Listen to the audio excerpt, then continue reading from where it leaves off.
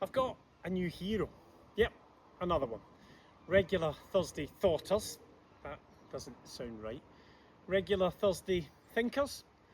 Anyway, those who follow these random ramblings will know that every now and again I mention those I admire, those whose example or influence I find laudable and worthy of a mention. And this week is another one of those.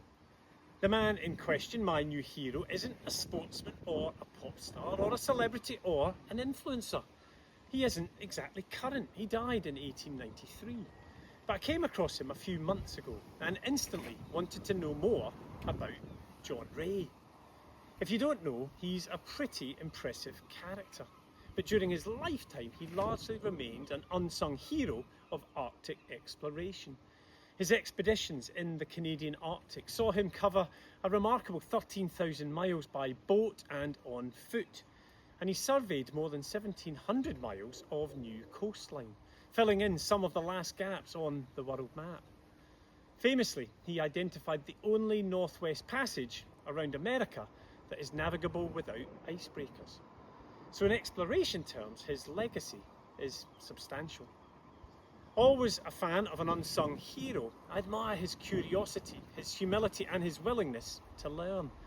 Clearly a brave man, robust and resilient. What I particularly like is that Ray, unlike most of his contemporaries, befriended the Inuit, the indigenous peoples who traditionally inhabit the Arctic region. Over time he learned from them and chose to use their survival techniques. Apparently the Inuits called him a gluka, which means he who takes long strides. So I can at least relate to that.